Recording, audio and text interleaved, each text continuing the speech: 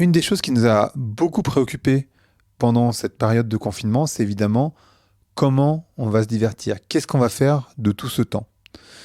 Évidemment, le divertissement, c'est quelque chose qui est central dans notre société. Et il y a une question qui est évidemment aussi centrale, c'est comment on va se divertir demain. Aujourd'hui, je reçois Jérémy Pelletier, qui est le directeur des études à la Fondation Jean Jaurès, mais qui est aussi directeur de collection aux éditions de l'Aube, et qui a sorti un essai aux éditions de l'Observatoire qui s'appelle Comment se divertir demain. Et avec Jérémy, on va parler de qu'est-ce qui nous a permis de passer le temps pendant toute cette période, mais aussi qu'est-ce qu'on va faire, comment on va retrouver cette vie intense à laquelle on tient tant, chacun et chacune d'entre nous. C'est une discussion avec pas mal de chiffres, enfin pas tant que ça, mais quand même quelques-uns, qui est vraiment intéressante. Je pense qu'il y a des notions philosophiques qui vont vraiment vous plaire. Je vous laisse avec cette conversation. Allez, Vlan, c'est parti.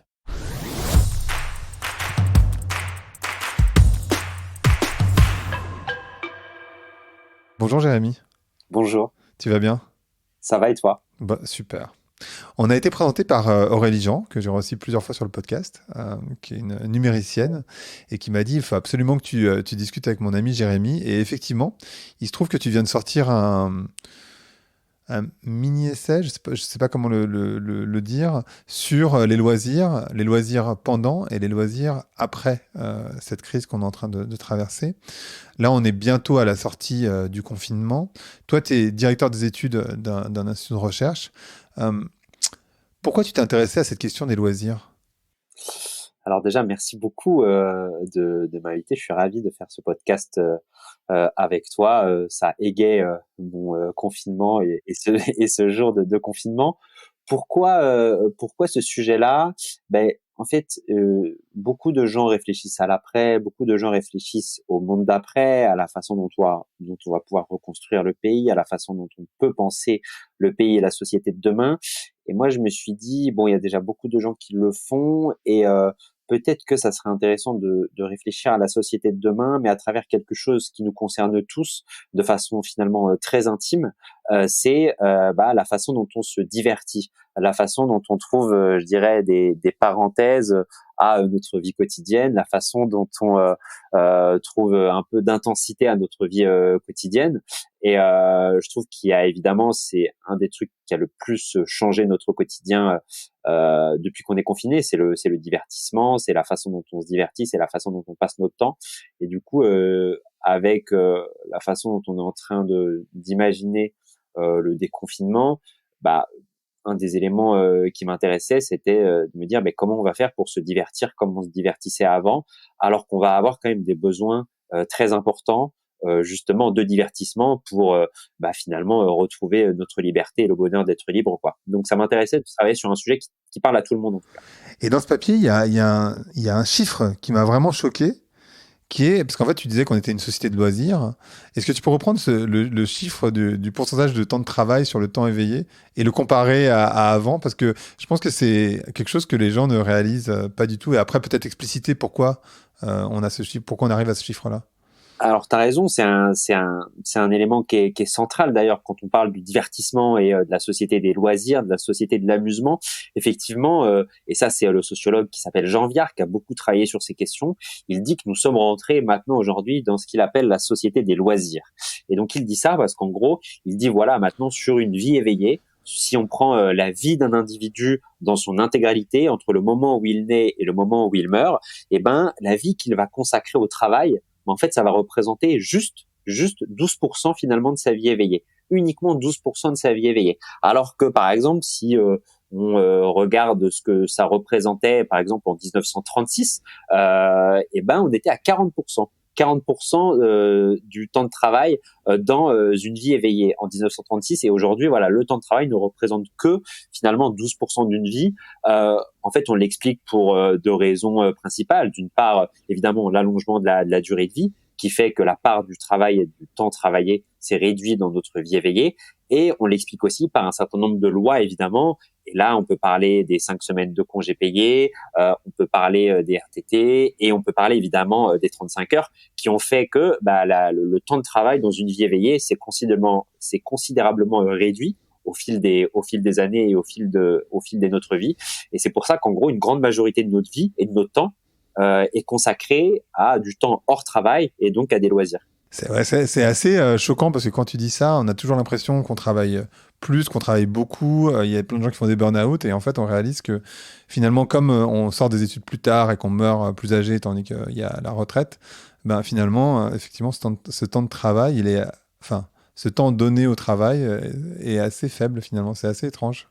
Bah, et par ailleurs, en fait, on pourrait par exemple imaginer euh, de mieux ressentir en fait ce temps libre qu'on a réellement et en réalité, mais en fait, il y a un élément par exemple qui vient empêcher l'émergence de sentiments finalement qu'on a du temps libre, c'est notamment le numérique, l'arrivée du numérique, des réseaux sociaux. En fait, l'économie du numérique, l'économie de l'attention, en fait, est venue empiéter sur votre temps libre. En fait, tout l'intérêt pour eux et tout l'intérêt des applications, tout l'intérêt du numérique et de toutes les applications que vous téléchargez sur votre téléphone est de venir grappiller et de venir gratter et de venir s'emparer en fait de votre temps libre. Et donc, je pense que c'est une des raisons pour laquelle le sentiment de ce temps libre-là, qui est réel, on l'a pas comme on devrait l'avoir parce que finalement, notre cerveau est pris par tout ce qui est venu empiéter sur ce temps libre. Et alors justement, si on parle de divertissement, on va revenir un petit peu sur le divertissement pendant le confinement, parce que c'est quand même quelque chose qui est intéressant et que tu as pu étudier à travers l'Institut.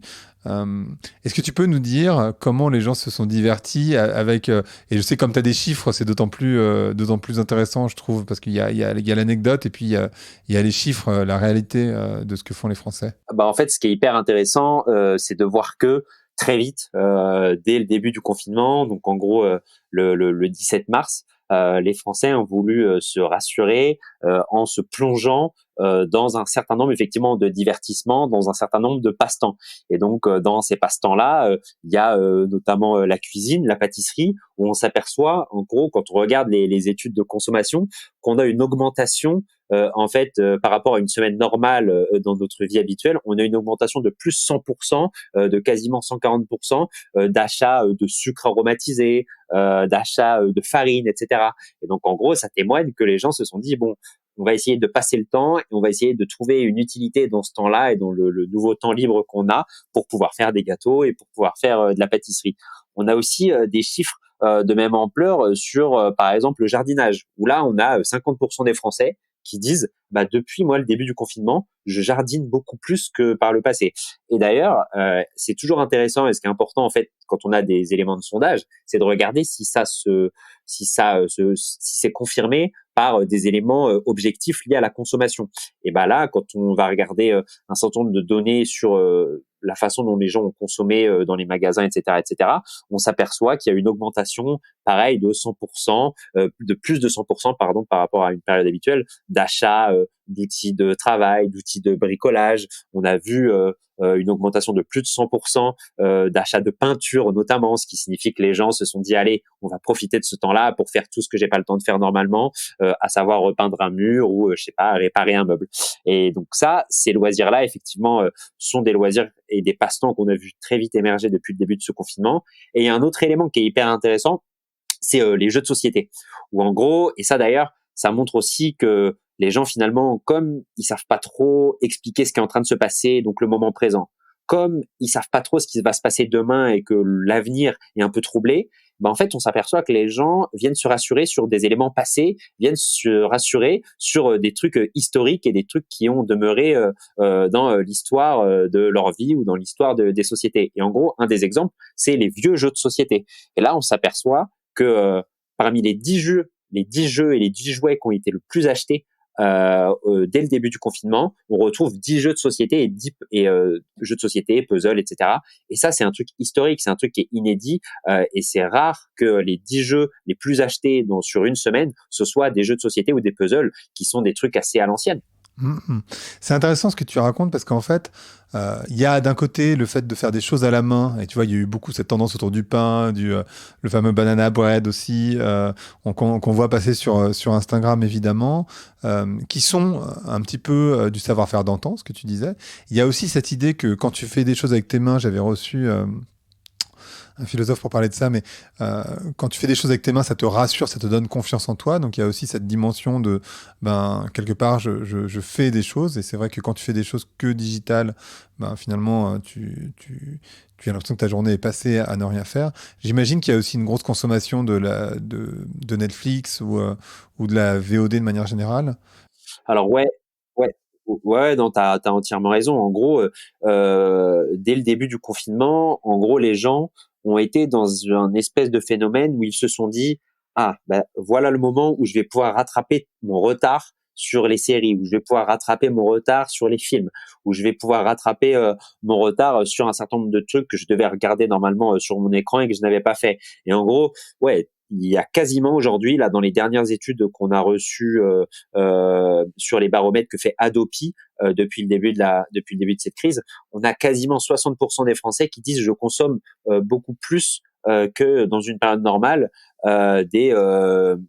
des éléments culturels via le numérique et ce qu'on appelle des produits de divertissement culturel. Et donc là, ouais, on voit une augmentation de la consommation entre guillemets de Netflix, on voit une augmentation du téléchargement. Et d'ailleurs, c'est intéressant parce que ces éléments-là, on peut les croiser avec la façon dont les gens étaient inquiets et ce qu'ils ont cherché sur Google dès le début du confinement. En gros, il y a des données là hyper intéressantes qui est que on a pas mal de gens qui travaillent là-dessus sur ce que dit de la société les recherches qu'on fait sur Google. Et en gros, dès les premières semaines, on a vu que les gens ont recherché massivement sur Google films à télécharger, plateforme de téléchargement, plein de mots-clés comme ça qui montrent bien que dès le début effectivement du confinement, ils ont voulu rattraper leur retard et donc se sont mis à surconsommer du numérique, des films et tout ce type de produits culturels. Et alors, comme on est bientôt à la sortie de ce confinement, ou en tout cas de ce premier confinement, ce qui va être intéressant, c'est évidemment l'après. Et toi, tu fais référence à un livre d'un philosophe qui s'appelle Tristan Garcia, qui s'appelle La vie intense. Est-ce que tu peux, rapidement peut-être, nous expliquer pourquoi tu fais référence à ce livre et qu'est-ce qu'il raconte, Tristan, dans ce bouquin? Alors, je fais référence à ce livre parce qu'en gros, ce que je dis en décrivant un peu la façon dont les gens se sont divertis en confinement, c'est que ça a pu tenir une semaine, ça a pu tenir 2 semaines, mais qu'au bout de 2 semaines, ils se sont aperçus que ces loisirs-là, ces passe-temps-là, étaient très chronophages et finalement les faisaient tourner en rond. Et il y avait quelque chose en fait qui manquait principalement dans ces loisirs-là et dans cette façon de se divertir. C'était deux choses que je pense être au cœur de justement de ce qu'est la société des loisirs aujourd'hui, c'est l'intensité d'une part et l'authenticité. Et donc l'intensité, effectivement, c'est le philosophe Tristan Garcia qu'on a beaucoup parlé, où en gros il a fait un petit essai remarquable en commençant d'ailleurs à son livre en décrivant l'électricité, l'arrivée de l'électricité. Et en gros, il montre que dans les sociétés modernes, l'arrivée de l'électricité signe le début de notre volonté d'avoir des vies intenses, de vivre de façon intense, d'avoir le cœur qui bat à chaque activité, etc. qu'on va avoir tendance à faire. Et en gros, ce que je dis, c'est que ce dont on va avoir besoin en sortant justement de confinement, parce que d'une part, c'est la clé de la société des loisirs, et par ailleurs, c'est ce qui nous aura beaucoup manqué pendant ce confinement-là, ce sont des loisirs à forte valeur d'intensité, à haute valeur d'intensité. On va vouloir on ne va plus vouloir finalement faire semblant de faire du vélo sur un vélo d'appartement, faire semblant de prendre un apéritif via un écran et via des réseaux sociaux, faire semblant de regarder un match de foot, mais c'est un match de foot daté qui date des années 80, quand bien même ce sont des commentaires authentiques, etc., etc. Donc en fait, on va vouloir passer de ce faire semblant au faire réel, au faire véritable, et donc je pense que sorti du confinement, on va avoir besoin et on va essayer de se réfugier en tout cas dans les loisirs à forte valeur d'intensité et aussi du coup, et ça c'est Jean-Laurent Casselli qui a fait un très beau livre là-dessus pour montrer l'émergence de ce thème-là et de cette mode-là, c'est les loisirs à forte valeur d'authenticité et justement être dans ce qui correspond le plus à la vie authentique et en gros ce qui est très différent du fake, du virtuel et du faire semblant. Hmm. Donc, la vie intense, quelque part, c'est, j'ai envie de dire, le fait de faire des choses dans la vraie vie, donc ça, comme on avait l'habitude. Est-ce qu'il y a une notion, et qui va être compliquée à avoir dans les semaines à venir, bien sûr, de faire ensemble? C'est-à-dire d'aller, par exemple, à un match de foot, tu faisais référence au foot, ou d'aller dans une salle de sport, ou d'aller, j'en sais rien, à un concert. Est-ce que ça aussi, c'est la vie intense? Alors, la vie intense, effectivement, autrui, les autres, la foule font partie intégrante de la vie intense parce que les émotions, ce n'est pas uniquement des émotions personnelles, individuelles. Les sentiments qu'on va avoir, le cœur qui bat, etc., ne vient pas quand on est seul. Et c'est pour ça que c'est très compliqué d'ailleurs en confinement parce que plus on est fermé sur nous-mêmes, plus on est dans notre bulle, moins on va avoir ce sentiment justement d'avoir notre cœur qui bat parce qu'en plus autrui a tendance à ne plus être là ou en tout cas à être éloigné. Donc ouais, autrui, la foule, le collectif, évidemment, participe de ce ensemble. Mais d'ailleurs, on le voit bien pour ceux qui sont habitués à aller voir justement des matchs de foot, à aller voir des matchs dans des stades, quel que soit le sport d'ailleurs, pour ceux qui sont habitués et qui aiment aller voir des concerts, ils aiment ces environnements-là, évidemment pour voir ce qu'ils voient sur le terrain ou sur la scène, mais aussi pour sentir et ressentir ce qui se passe autour d'eux et pour ressentir justement toute l'émotion collective qui se dégage d'un stade ou d'une salle de concert. Et la difficulté quand on va sortir en fait de confinement, c'est que quand bien même on va avoir besoin et on va plaider pour le retour à des loisirs intenses, à forte valeur d'intensité, le problème c'est que on sait que les gestes barrières, on sait que les mesures sanitaires qui vont perdurer vont rendre très difficile en fait le fait de continuer à faire des choses avec autrui. Et donc en gros, ça pose la question justement pour les loisirs intenses. Est-ce qu'on va pouvoir continuer à aller voir un match dans un stade avec des spectateurs de part et d'autre de soi? Est-ce qu'on va pouvoir continuer à aller voir un concert sorti du confinement avec des personnes aussi tout autour de toi? Et on le voit très bien que ça va être très compliqué. On voit très bien que l'annulation des festivals, la répétition fait que l'intensité en fait va avoir quelque chose qui va venir la percuter de plein fouet, c'est la sécurité et notamment la sécurité sanitaire. Et donc il va falloir trouver, mais ça je pense que l'offre culturelle va réussir à trouver des moyens pour le faire, mais il va falloir trouver des moyens pour trouver de l'intensité quand bien même on va avoir tendance à être beaucoup plus seul qu'avant. On sera seul mais ensemble, mais il va falloir trouver l'intensité à travers ça. Et j'aime bien aussi ce que tu dis sur l'authenticité, c'est-à-dire que quand on a vu Instagram, on a défini que Instagram c'était le royaume du faux, du fake.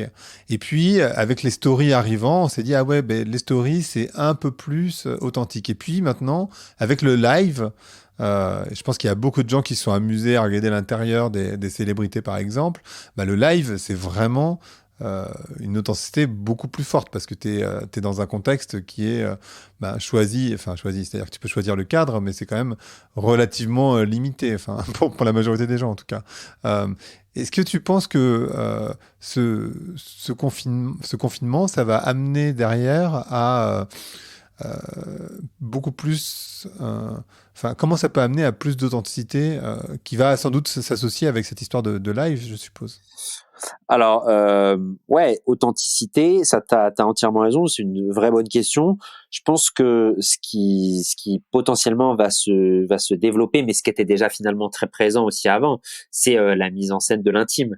Et en fait, ce qu'on voit là beaucoup, notamment avec les chanteurs, avec un certain nombre de musiciens, avec un certain nombre de groupes, quand ils font un peu des concerts en live justement de chez eux, c'est la mise en scène ou en tout cas le fait d'accepter que leur public les voit dans un espace très intime, chose qu'ils ne faisaient pas forcément ou assez peu finalement avant.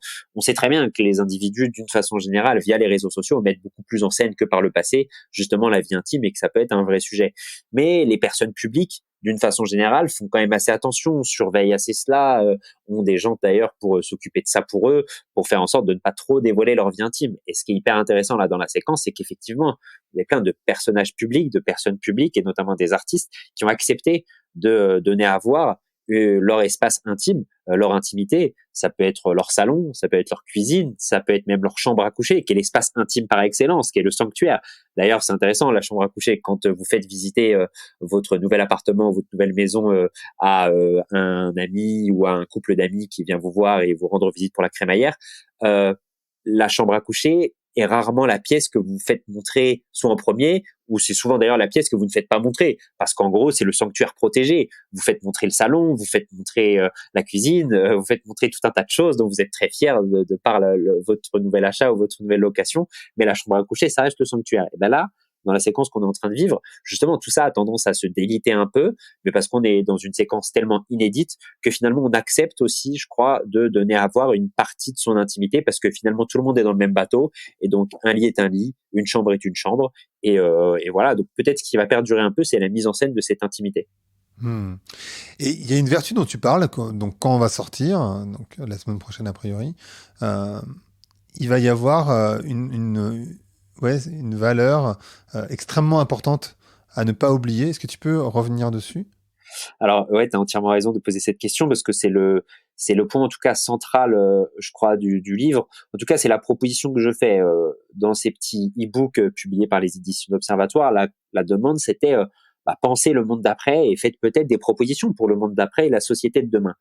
Et en gros, en travaillant sur ce sujet du divertissement et de la façon dont on s'amusait et dont on s'amuserait demain, je me suis dit, bon, ce qu'on risque de voir apparaître comme phénomène quand on va sortir, c'est la mise en scène exacerbée sur les réseaux sociaux du bonheur retrouvé de plein de gens. C'est-à-dire que plein de gens vont, dès la sortie, mettre des photos sur le lieu qu'ils vont avoir retrouvé, sur peut-être la plage qu'ils vont aller retrouver, sur les spots un peu sympas estivaux sur lesquels ils vont se rendre très vite après la fin du confinement. Mais en gros, et ça évidemment ils auront raison de le faire, mais en fait ce que je dis c'est que tout ça va générer et risque de générer pas mal de frustration parce que il y a tout un tas de gens, il y a une partie importante de la population en fait qui ne va pas vivre du tout ce déconfinement de cette façon-là, soit pour des raisons économiques et financières parce que un tiers aujourd'hui un tiers des Français aujourd'hui sont en chômage partiel, sont en chômage technique ou sont en congé un peu imposé. Et donc, il y en a beaucoup qui vont avoir des difficultés financières à jouir de cet après-confinement. Et donc, ce que je dis, c'est que la mise en scène du bonheur retrouvé risque de créer de la frustration. Et en gros, il ne faut pas ajouter à la crise déjà sociale qu'on va connaître en sortant de confinement, parce qu'il va y avoir une crise sociale réelle liée à la fermeture de boîtes, d'entreprises, etc. Et je dis qu'il ne faut pas ajouter à cette crise sociale un sentiment de frustration et un sentiment que certains finalement sont vraiment des privilégiés par rapport à d'autres. Et en gros, ce que je dis, c'est que c'est peut-être le bon moment pour retrouver ce dont on a un peu perdu au cours des années passées, c'est la pudeur. Et donc la pudeur, c'est une belle notion parce que beaucoup en ont parlé au cours des derniers mois, des dernières années, à travers ce qu'on appelle la mode pudique. Donc le fait de cacher son corps, le fait de cacher son visage, etc., etc. Or, je crois que c'est la mauvaise façon de parler de ce sujet-là. Et ce que je dis, c'est que on peut parler de la pudeur, qui est une belle valeur, mais entendue d'un point de vue de l'élégante discrétion, du beau secret, c'est-à-dire ne pas mettre en scène, ne pas donner à voir à tout le monde son bonheur, sa puissance ou le fait qu'on est un privilégié, parce que ça génère de la frustration et que c'est l'inverse de l'élégance à plus haut point. Et donc, ce que je dis dans le petit livre, c'est que c'est peut-être le bon moment pour retrouver justement un peu de pudeur. Au cours des siècles passés, je pense qu'il y avait un excès de pudeur d'une façon générale dans les sociétés. On est passé de cet excès de pudeur à un défaut de pudeur totalement. Et donc, je pense qu'on peut essayer de profiter du moment pour retrouver un certain équilibre entre défaut de pudeur d'hier et excès de pudeur d'aujourd'hui. Et voilà, et ça, c'est à tout à chacun. Et ça, c'est entre les mains de tout à chacun d'ailleurs. Et raison de plus parce que c'est à travers le téléphone portable. C'est vraiment entre vos mains. Et en même temps, ce que tu dis, c'est qu'il faut pas surjouer la pudeur, si je me souviens bien. Non, faut pas surjouer la pudeur parce que, comme d'autres notions, à partir du moment où vous commencez par vous revendiquer comme quelqu'un de pudique, vous commencez déjà à être impudique. En fait, c'est une notion qui est hyper intéressante, c'est que justement, c'est une notion qui relève de l'éthique comportementale, qui relève vraiment de l'éthique individuelle, mais c'est pas une notion qu'on doit clamer sur tous les toits. Je veux dire, si vous décidez de faire preuve d'un peu plus de modération, d'un peu plus de pudeur justement sur les réseaux sociaux, parce que c'est ça dont je parle, c'est sur les réseaux sociaux, mais il ne s'agit pas derrière de le clamer. Il ne s'agit pas d'aller faire un post juste derrière en disant regardez, moi je suis pudique, je ne mets rien. Parce qu'à partir du moment où vous commencez à faire ça, de fait, vous n'êtes plus pudique. Et donc voilà, la bonne pudeur est la pudeur qui ne se proclame pas, la bonne pudeur est la pudeur qui ne se met pas en scène et qui n'est pas portée comme un trophée lorsqu'on a gagné un match. Et justement, tu parlais tout à l'heure des vacances. Je pense qu'il va y avoir, et tu reprends les chiffres, je crois que c'est 6 millions de Français qui partent à l'étranger chaque année, donc qui, a priori, cette année, vont pas pouvoir partir. On ne sait pas précisément quelle va être l'ouverture des frontières, mais en tout cas, ce qui est certain, c'est que personne ne va pouvoir partir très loin. Est-ce que les lieux de vacances vont être particulièrement problématiques parce que effectivement, si les 6 millions de Français qui partent à l'étranger peuvent rester cette année, vont rester, pardon, vont rester cette année en France, ils risquent de, de- d'utiliser ou en tout cas de squatter. Il va y avoir une sorte de guerre vers les meilleurs endroits, les meilleurs spots, les meilleures maisons et donc une inflation des prix peut-être, je sais pas. Ah, ouais, t'as raison, un vrai sujet. On commence d'ailleurs à le voir. On commence à voir depuis que le président a annoncé cette date du 11 mai. On a vu sur les sites de réservation, on a vu c'est un certain nombre de sites justement pour réserver et programmer ses vacances, un afflux de personnes qui sont venues se connecter. On a vu un afflux de personnes qui ont commencé à vouloir réserver, à vouloir programmer en tenant compte que finalement le top départ était donné avec le 11 mai. Et évidemment, ça c'est hyper intéressant parce que tu l'as dit, effectivement, il y a entre 6 et 8 millions de Français qui partent chaque année à l'étranger l'été. Et ben là, on sait très bien qu'avec les mesures liées au déconfinement et liées aux mesures sanitaires, ces Français-là vont rester dans leur immense majorité en France. Donc finalement, ces Français-là qui, pour beaucoup, font partie des Français aussi les plus favorisés, vont avoir tendance à aller vers tous les spots les plus bankable, à aller sur les spots les plus instagrammables, à aller sur les spots les plus sympas. Et donc finalement, ce qu'on risque d'avoir, c'est que ces gens-là se ruent sur des spots qui en plus effectivement vont peut-être être un peu plus chers qu'à l'accoutumée parce qu'il va falloir aussi que le tourisme reparte et donc peut-être que à partir du moment où l'offre en plus se raréfie, ça sera sans doute aussi plus cher d'aller dans un certain nombre d'endroits par rapport à d'habitude. Et donc les Français et les Français qui ont l'habitude d'aller en France, de passer des vacances dans certains spots en France, là vont arriver peut-être demain en se disant ah ben mince, normalement ici il y a personne et là tout a été pris, tout a été réservé, tout a été squatté par des gens qui avaient plus les moyens qu'eux de réserver en amont, de pré-commander en amont, de pré-réserver en amont. Et en gros, ce que je dis dans le livre, c'est que les vacances, c'est un élément central pour voir si vous êtes encore dans le jeu ou pas. En gros, sur les 2-3 enquêtes qu'on a, on voit bien que vous avez à peu près 10% des classes aisées, des classes favorisées qui disent j'ai renoncé au cours des 5 dernières années à prendre des vacances et à aller en vacances pour des raisons financières. Uniquement 10% des classes les plus favorisées. Si on prend la couche inférieure des classes moyennes, donc en gros la partie, ce qu'on appelle les classes moyennes inférieures, et ben là on est quasiment à 50%. On est quasiment un Français sur deux qui appartient aux classes moyennes inférieures qui dit ah bah si ça m'est arrivé une, deux fois, trois fois au cours des 5 dernières années de renoncer à vacances d'été pour des raisons financières. Et donc on a déjà ce phénomène-là qui existait, donc qui n'est pas une nouveauté, qui va être amplifié par la crise. Et en plus, on va s'apercevoir que tous les spots sont pris. Et donc, ça peut être aussi un sujet pour demain. Qui risque de recréer de la frustration et par définition peut-être des manifestations aussi. Enfin, je sais pas, mais en tout cas peut-être une dualité dans la population française. Ah, t'as entièrement raison. Ça c'est quelque chose sur lequel beaucoup commencent à travailler. C'est le potentiel de contestation sociale qu'on va trouver en sortie de crise, parce qu'il va y avoir des situations évidemment dramatiques de gens qui ne gagnent plus rien et qui n'ont plus aucun salaire depuis le début du confinement, depuis le 17 mars. C'est une réalité. Il y a beaucoup de gens qui ne ressentent pas forcément les effets de la crise là dès maintenant parce qu'ils ont encore un petit fonds de trésorerie, mais quand l'activité va repartir septembre, octobre, novembre, c'est là où ça va commencer à être compliqué aussi pour certaines boîtes. Et donc, certaines boîtes vont aussi tomber à ce moment-là, pas dès Mhm, septembre, mais vont tomber fin d'année, début mhm, janvier. mhm. Donc, effectivement, il y a un potentiel réel de contestation sociale. Et ce qu'on va voir aussi, vous savez, les profs, les enseignants voient très bien à chaque fois à la rentrée de septembre quels sont les élèves qui sont partis en vacances, qui ont pu bénéficier de vacances, qui ont pu sortir de chez eux, et Mhm. les élèves qui, au contraire, sont restés chez eux et en gros qui étaient assignés à résidence. Et ben là, en gros, vous allez avoir les deux phénomènes, c'est-à-dire que les profs vont vite, vont très bien voir quels sont les élèves qui, entre guillemets, ont passé un confinement plutôt correct parce qu'ils avaient des parents qui étaient avec eux, qui prenaient soin que les uns et les autres fassent leurs devoirs. Ils avaient des parents qui les ont fait sortir, qui les ont fait faire des activités, etc., etc. Et cetera. Et certains qui au contraire étaient vraiment assignés chez eux, ils n'avaient pas grand chose à faire à part peut-être être derrière leur écran. On va coupler ça au fait que beaucoup de jeunes enfants ne partiront pas en vacances cette année, tandis que d'autres vont réussir malgré tout à partir. Et donc là, je pense que l'effet sur les jeunes élèves va être réel et en tout cas va être très perceptible de la part des enseignants et des profs à la rentrée de septembre. Hmm. Et alors, ce podcast s'appelle Vlan, donc je voudrais savoir à quoi tu veux ouvrir ou claquer la porte.